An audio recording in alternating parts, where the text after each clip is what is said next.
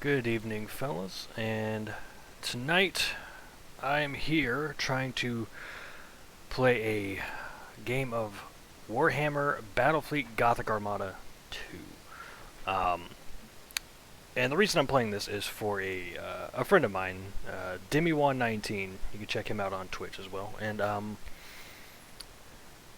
we were perusing, certain Warhammer games, and apparently he's never been introduced to the universe.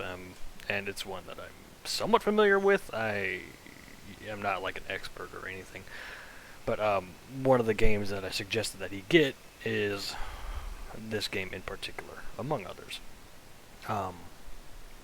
So I guess let's start off with going through the factions. Now, this is I would say an RTS of some degree, but it's also very tactical in a sense. So, let me see. Let me see if I remember how to do this. So, you've got 1, 2, 3, 4, 5, 6, 7, 8, 9, 10, 11, 12. God damn. Okay, so 12 factions in total. And the first one is going to be that of the Imperial Navy. And they are probably one of the more main factions in the lore, I suppose. The universe itself, as far as I can tell, is divided up into, 6 different factions with minor factions in between. And the faction of the Emperor and the faction of the Dark Gods, or the Chaos Legions, are probably the 2 more main ones. Let me go ahead and lower this music.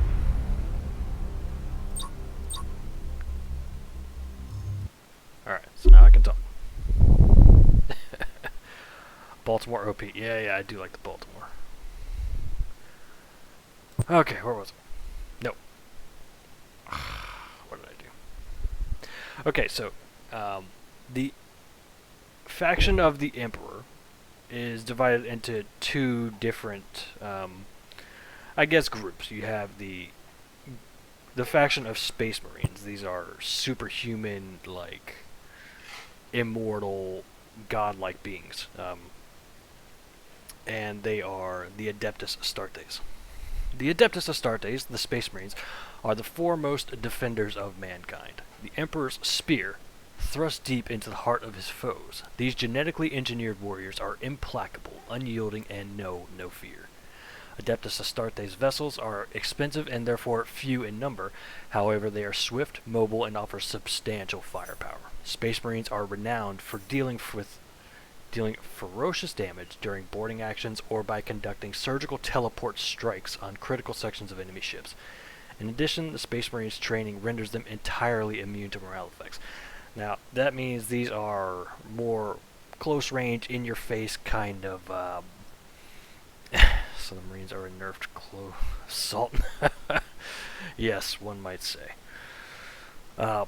So the really close range kind of focus on sending, Space Marines from the player ships to the enemy ships and knocking out individual guns or modules and things like that. So, that's kind of what they're good at. Again, this is my interpretation. I haven't played this in a bit, and,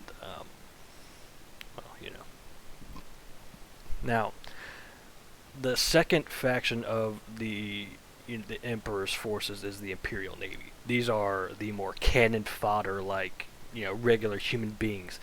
And compared to the Space Marines, it could be 1 Space Marine is equal to 100 Imperial Marines.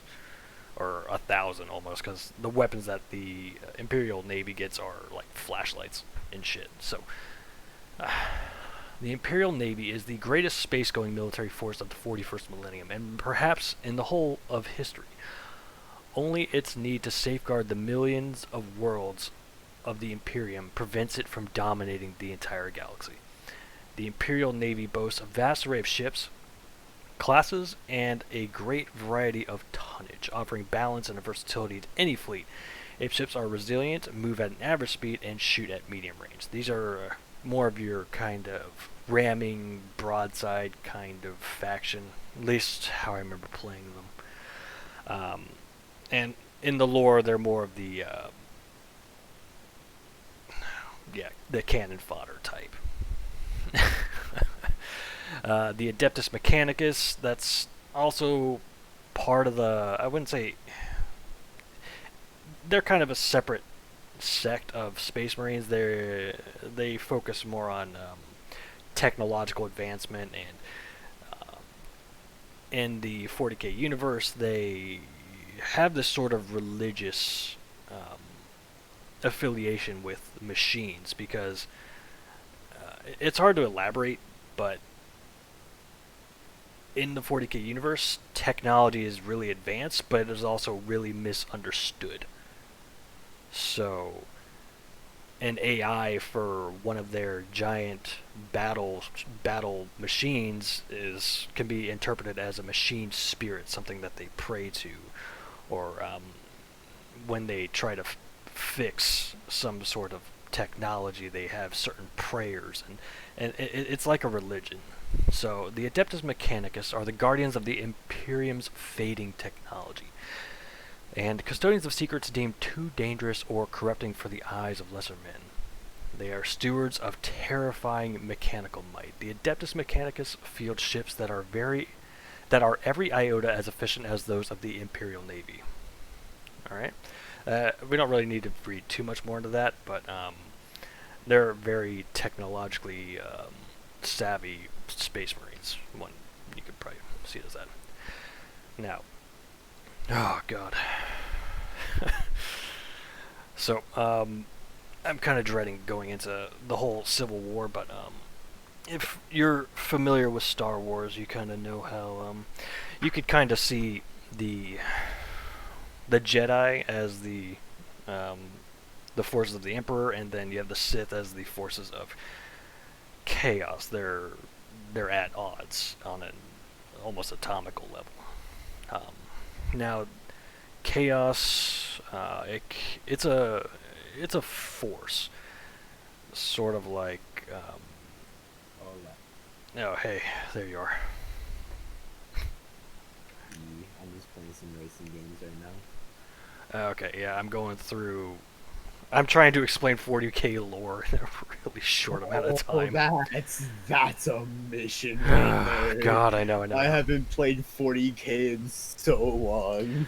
Alright, what I was saying is chaos are more like forces of nature. Okay. How would you say? Like, okay, I'm not going to be able to pay attention to this because I'm driving an MP45B. Okay, yeah.